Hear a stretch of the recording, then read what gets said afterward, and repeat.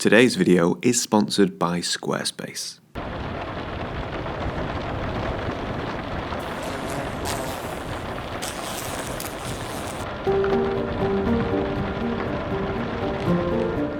As an outdoor photographer, what do you do when you can't get outside? Well, we do what we do best. We wait. Now, I'm absolutely certain that the weather will change, the light will come, and I might just get some of the best images of my life. But in the meantime, I'll sit here in this tiny 12-foot by 6-foot cabin and pass the time as best I can. Landscape photographers, we all have our own way of doing things, and we're all unique in our own special way. No names, I'm not mentioning any names, but if we all did things the same, there'd be no variety, no style, no new trends. But there's one trait that we all share, a skill that we all need, and that is patience. Admittedly, this is not something I'm great at, and there are only so many chores I can do before I can take it no more.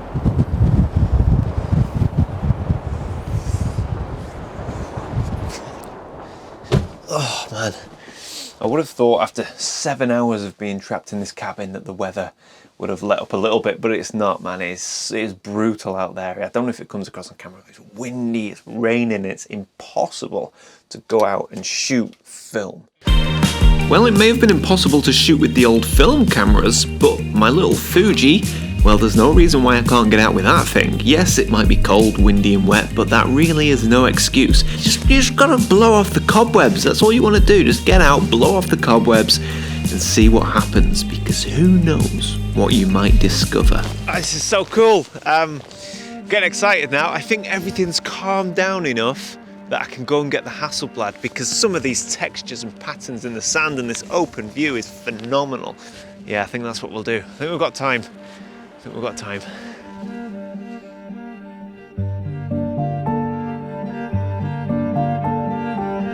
All right, so we are now fully loaded. Oh man, what a change of circumstances. Oh, so the idea of going out with my X-T4 was just to get the juices flowing, stretch my legs and get my eye in. And as a result, it's worked, you know. I found compositions of getting excited about photography. If I didn't come out in the terrible weather with the X-T4 handheld, you know, I wouldn't be here now doing this. It's got my composition, really happy with it. Now with the X-T4, I didn't have a polarizer, but I'm gonna pop a polarizer on this and it is gonna make all of the difference. Okay, polarizer goes on the back. And there we go.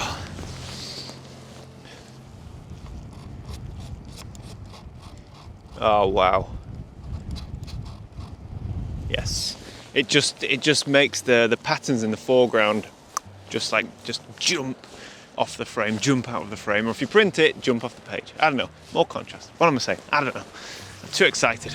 I think I might be getting a bit ahead of myself here. The image is okay, but I think the reason I was so giddy was because after 7 hours trapped in a tiny cabin, I was finally able to get out and shoot. All right, everything's looking good. I'm focused about a third into the scene, a little past a third into the scene, and that should, at f16, give me sharpness all the way through. It's really important that the foreground, the patterns and the textures kind of like, not immediate foreground, but you know, third to mid-ground, that has to be sharp. Dark slide out, mirror lock up, and there we go.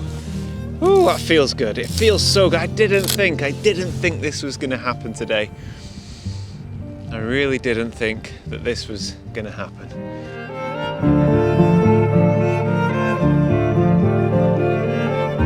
Well, this image is okay. It's not bad, but it's also not the best. To me, it looks a bit flat, a bit messy, and I don't like the cliffs on the horizon. And this would work much better if we eliminated a lot of the distraction and added a bit more contrast. And luckily, that's exactly what we do in the next image.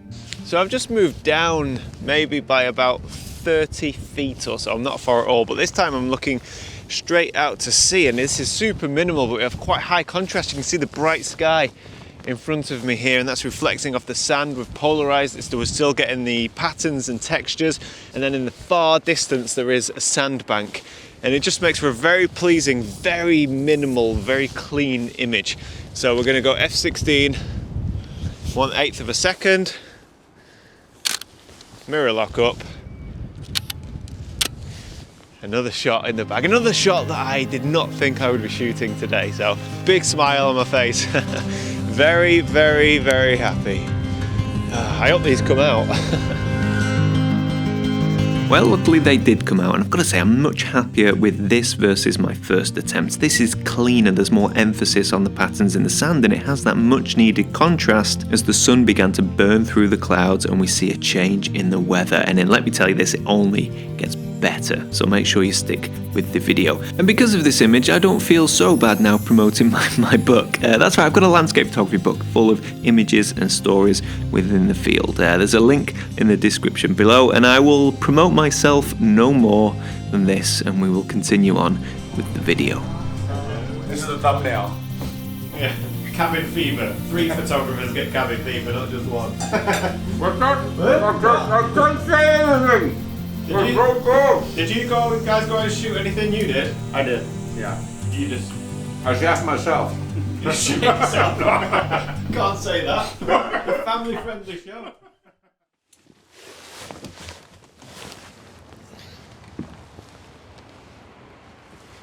You might not know this about me, but I am not a morning person. In fact, this is something that I've seriously struggled with my entire life, and it's only photography that seems to be the antidote. So when my alarm goes off and I look out of the window and see conditions like this, man, I'm like a 6-year-old on Christmas morning. And if, like me, you're also a photographer who doesn't like early mornings, well, you just need to experience the stillness that comes before the sunrise. And then, just like me, you'll be hooked. Alright, so I'm loading a roll of Provia 100. This is quite a high saturation, high contrast film. Hopefully it'll bring out the beautiful colours that we'll have this morning, with a bit of luck.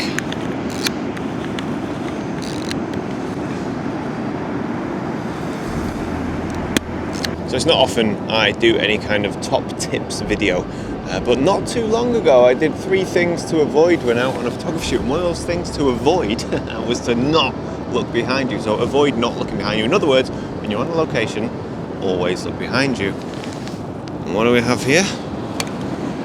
Oh yes, beautiful mountain, beautiful beach, beautiful colours in the sky, and it was all behind me. And I tell you what, it would have been very easy not to look at that, not to notice it. So move a little bit forward, not too far. We don't want to risk ruining our scene, polluting it with footprints. Oh yeah, this will do very nicely. This will do very, very nicely. This is beautiful, but I've got to be very, very careful here because I've only got about 4 stops of dynamic range, and actually we have quite a lot of contrast in this scene. I think we'll be okay. I'm going to take 2 exposures, 2 bracketed exposures. First one, f16, 1 second.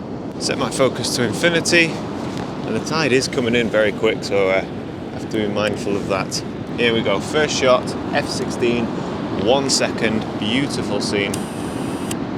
Beautiful. Now I do worry for the highlights in that shot, so I'm going to take a second one at ½ a second.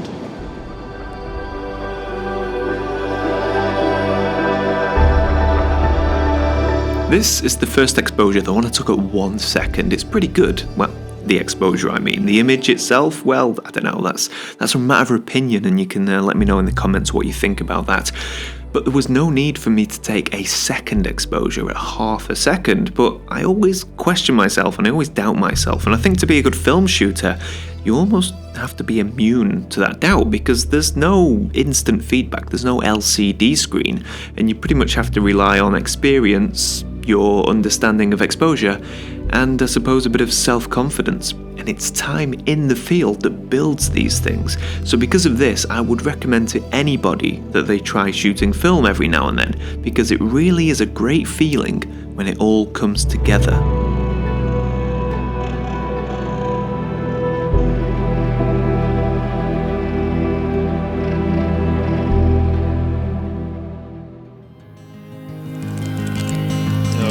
still watching, because this is costing me a small fortune. We're going to go from 4 stops of dynamic range, 4 or 5, to, man, I'm not sure what 𝘭𝘪𝘯𝘬𝘴 is, but it's high. So with this kind of film, I'm far less concerned about dynamic range, because I know it can handle most things. F16, focus to infinity, cock the shutter, and it's the same scene a little bit later and with 𝘭𝘪𝘯𝘬𝘴.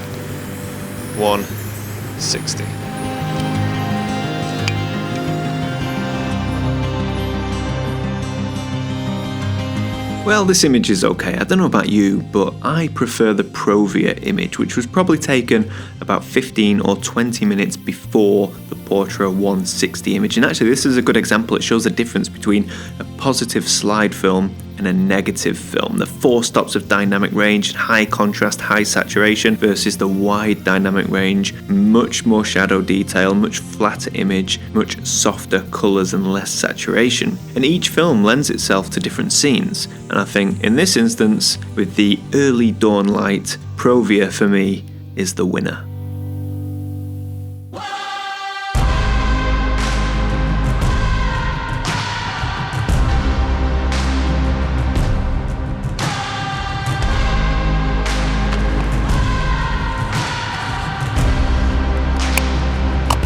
Okay, that music is far too dramatic for this. We just want to relax, enjoy the peace and quiet, and have a nice hot coffee. So we moved up the beach quite a way, so we're quite far back now from the water's edge, and the sun's coming up. And as soon as the sun comes up, I feel like everything slows down. Like in the morning, when you're kind of shooting pre-sunrise, and then as the sun begins to rise and you get all the colour, the light is forever changing, constantly changing. And you know that the peak, like you'll get peak colour for about 2 minutes, so you're always rushing. But when the sun's up, all changes. Slow down, enjoy a coffee. I'm shooting black and white as well. So, yeah, I don't need to stress too much. I can just enjoy the morning for what it is.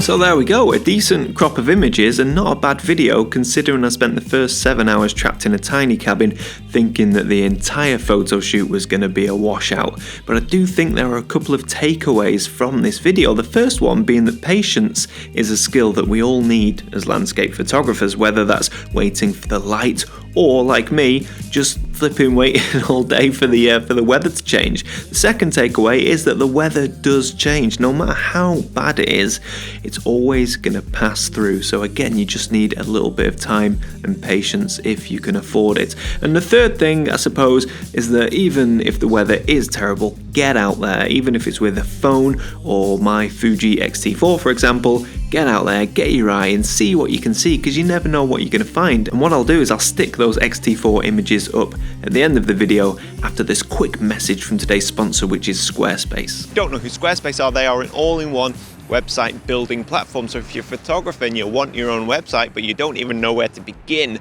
when it comes to building your own website or even having somebody else build it for you, well, you can do it all yourself using Squarespace's drag and drop system. It's stylish, it looks great, it's easy to use, it's intuitive. You can register your own domain, have an online store, online gallery, pretty much everything that websites do these days. So if you want your own website, go to squarespace.com/Heaton and give it a free trial. And if you like that free trial, use the offer code Heaton for 10% off your first purchase.